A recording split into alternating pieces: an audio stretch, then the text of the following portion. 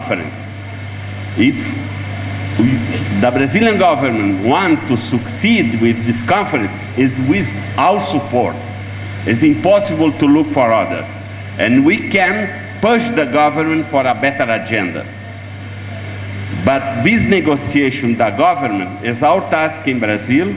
We can sometimes engage you also in this, but in the end, it depends on our mobilization. I know they are open to discuss, but we need to improve. The local government in Rio and the state government also must be work off. Yes, I will finish. But we have on that can explain an initiative mainly engaging different actors, but mainly business, big enterprises, and this can be a problem for us because they are creating a unit, world unit for sustainability. What it means, maybe Odette can explain. Let's be ambitious and let's work hard. Only what I think we need to do today, we need to see how to build our platform, we need to define our roadmap, we need to organize ourselves in groups or things like that and use a lot of opportunities like, I don't know when will be Cochabamba, but Cochabamba can be the G20, G8, G20, can be Durban, can be Porto Alegre, in January, a thematic forum like our PrepCon. We can bring all of you and others there. It will be in January. In March, we have this water conference, and in May, we must intervene there. This is what I see.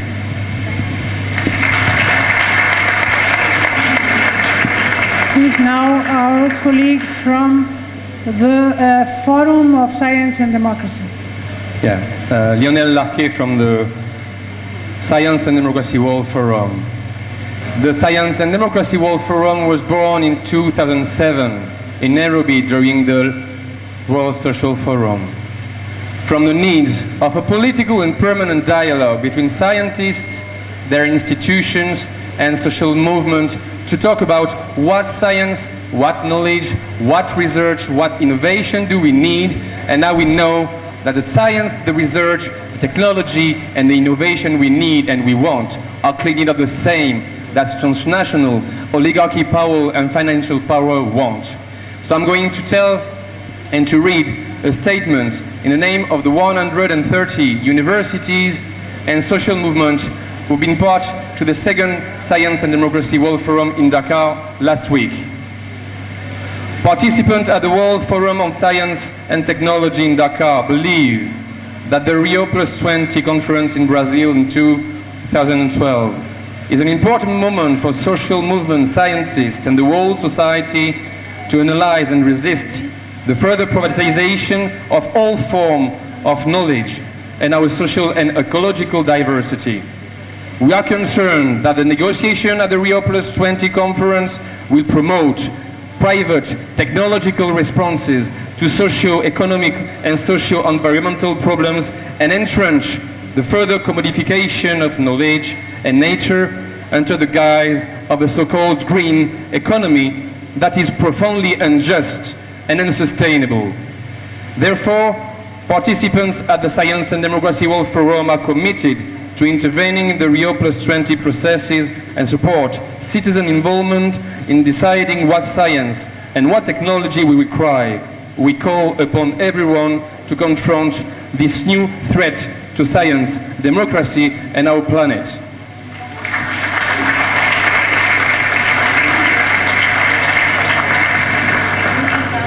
Hello, I'm speaking for the young people in the Science and Democracy World Forum.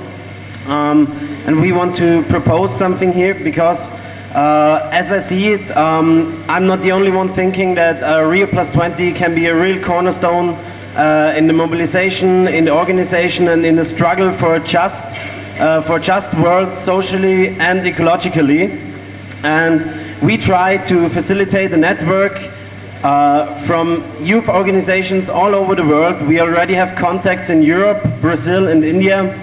And I'm here to ask if anybody is interested in working together with us, working on mobilizing youth and struggling for a more just world. If anyone is interested, please, you can mail me. My email address is standing on a blackboard. If anyone can't read it, I'm here in the room. Thank you. The next speaker is Vinod from India.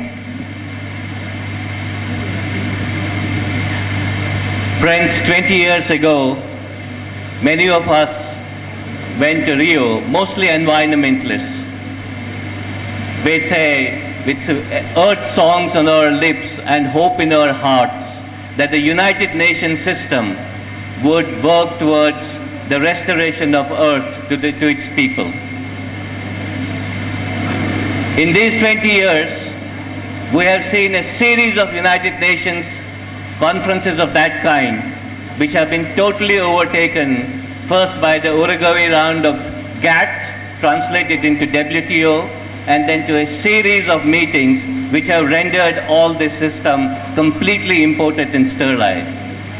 Today we need to understand that the Rio +20 is not a summit only of environmentalists. It belongs to everyone, not just environmentalists. Peasant movements, trade unions, youth, students, women, workers, farmers have to be represented in what we can gain out of Rio 20. So we need a huge mobilization. We need a mobilization in which families of 250,000 farmers who have committed suicide in India are participating and demanding, why did these farmers have to commit suicide? We need to regain that ground which we have lost. And that demands from us from this assembly onwards. We didn't have the World Social Forum process in 1992. We have a process since 2001 with linkages nearly in every continent of this world. So therefore, it's not only congregating in Rio in 2012. It means for us to have a process where we're congregating in every country, every place up to 2012. And therefore not just one event in 2012. That requires a process from the local committee in Rio to a Brazilian national committee, to continental committees, to an international committee which is inclusive, transparent and participative. That's our duty to make that. And I would like to state here that the Rio statement in 1992 started with that the Rio statement is for the humanity. And we were stupid not to understand that. It was for the humanity which was turned into market economy.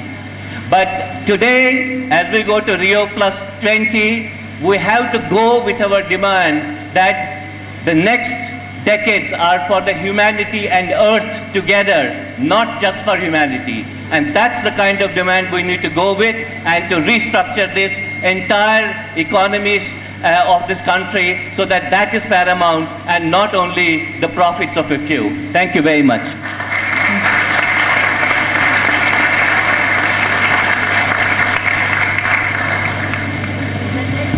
The next speaker is Magdal Carry On from the Indigenous Peoples Movement.